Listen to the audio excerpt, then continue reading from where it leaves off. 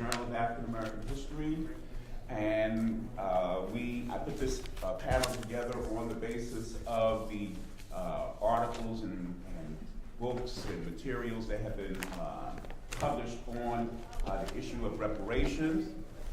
Some of you may, sometimes when people mention reparations, they say, oh, you're not going to get any reparations, let's not even deal with that. But I would call your attention to, there was, some of you may have seen the New York Times Magazine on March 1st, the New York Times Magazine on March 1st,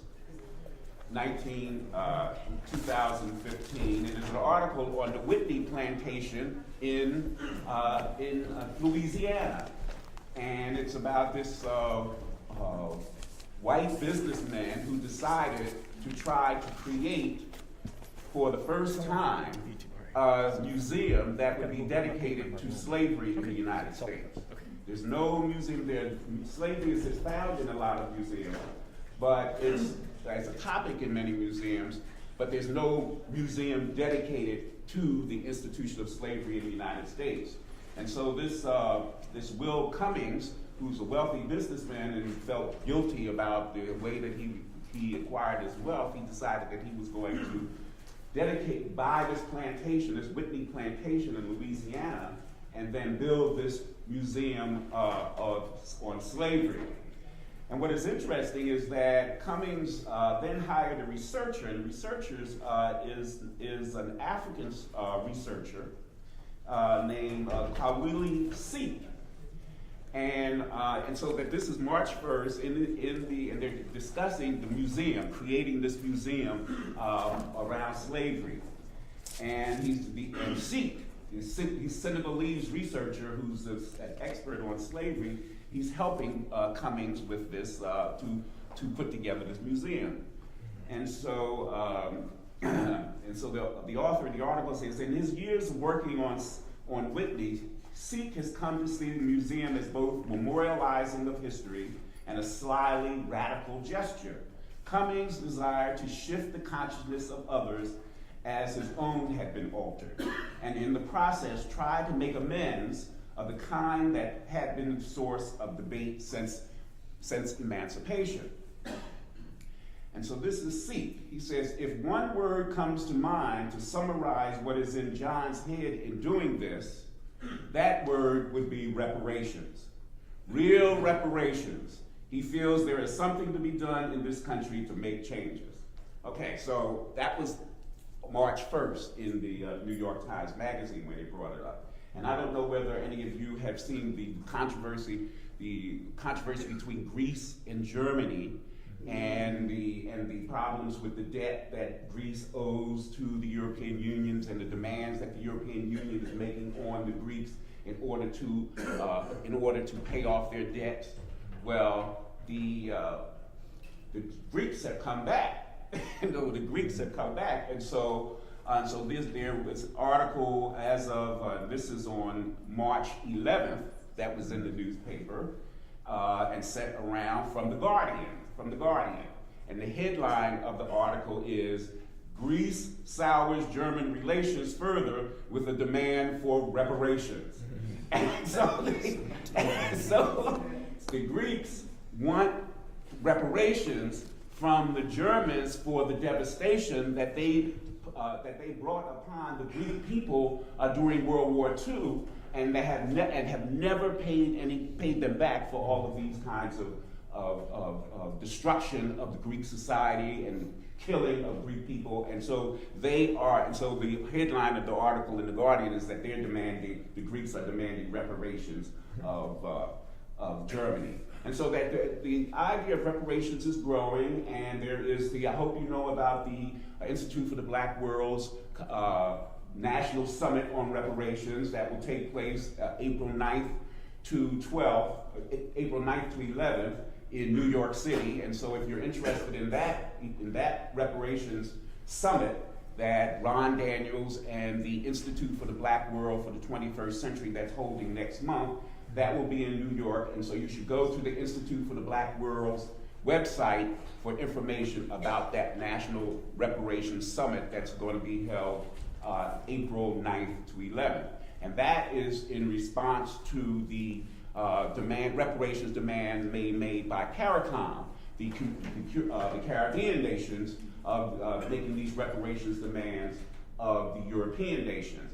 And Ron Daniels and the Institute for the Black World have invited members of the CARICOM Reparations Commission to attend the Reparations Summit that will be in New York City. And the chairman of the CARICOM Reparations Commission, Sir Hilary Beckel, will also be attending. And I recommend Sir Hilary's book, Britain's Black Debt, Reparations for Caribbean Slavery and Native Genocide, is the basis upon which the CARICOM nations agreed to make these demands on the European nations for reparations. And then in November, the first week of November, there will be an international reparations conference that will be held at the University of Edinburgh in Scotland. And they are now, they have issued a call for papers for people who may be interested in attending this conference at Edinburgh. And this will be an international conference, and they will have people from around the world, but Sir Hilary and various other people will also be in attendance. So I have the information on some of these events. This is the special issue of the Journal of African American History that was done on reparations, dedicated to Ron Walters, who was a supporter of reparations. So that is available. And the latest issue of the Journal of African American History with, I don't know, this is James Foreman on the cover when he issued the Black Manifesto in 1969 at Riverside Church. He's on the cover of this issue, the fall issue, and there's an article in this issue of the journal called Reparations and History, and looking at the relationship or the ethical demands that formerly enslaved people made on American society, and one of those demands was for reparations. Okay, so we're here at the conference today, and this panel is following up on the 10-point program, that had been issued by the CARICOM nations in their demands for reparations from the European nations. The CARICOM 10-point program includes, they want an official policy from slave trading nations. They want reparations programs for resettlement in Africa. They want creation of indigenous peoples development program. They want Caribbean cultural institute support for Caribbean museums and research centers. Public health programs to deal with high rates of hypertension, type 2 diabetes, and other health problems for people in the Caribbean. They want funding to support programs to eliminate illiteracy among the people in the Caribbean. They want they want support for exchange programs with the African nations, and they want transfer of knowledge of the latest technology and science to be used in the training of Caribbean youth. And so the question is, okay, if those are the 10-point program for the people in the Caribbean that the CARICOM nations have issued, what would be included in the 10-point program for African Americans in the United States? What would be the program? What would be the things that we would want to use reparations payments to support? Okay, and so that's what the question is. And so there have been 7 scholarly journals that have issued call for papers to put forward proposals and suggestions on what should be included in a 10-point program for reparations for African Americans in the United States.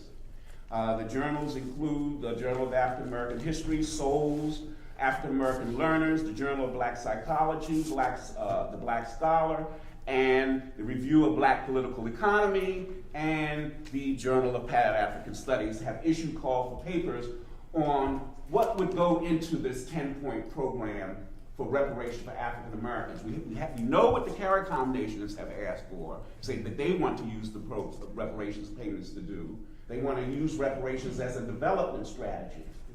Now, what would go into the 10-point program for reparations payments to African Americans in the United States? I think this is an important activity that the scholarly journals have taken upon themselves to begin that discussion. And we will be discussing this more at the summit, at the National Reparations Summit in New York City next week. And so we're going to be talking about, the three panelists today will be talking about reparations for African Americans and the kinds of things that should go into the 10-point program. The first speaker will be one of the leading historians of the African experience in African and African American experience in the world today is Professor Gerald Horne, who is the Moores Professor of History and African American Studies at the University of Houston, who has published more than 30 books on African American history and culture. Including one of the more recent one is the Counter-Revolution of 1776, Slave Resistance and the Origins of the United States of America.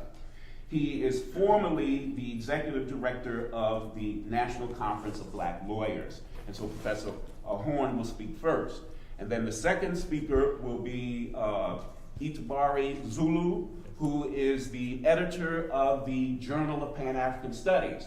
And the Journal of Pan-African Studies has been publishing articles on reparations and reparations payments, and Professor Zulu will be discussing what he expects to be in the Pan-African implications for reparations demands and reparations payments. And our third speaker will be Professor Sundiata Keita, who teaches at the University of Illinois in the History Department and in African American Studies at Urbana-Champaign. His most recent book, he's authored several books. His most recent book is Rising Water, Episodes in Black Radical History. And he is working on a new critical introduction to Black studies with Lou Turner. So our first speaker will be Professor Horne, the second speaker will be Professor Zulu, and the third speaker will be Professor Chajua.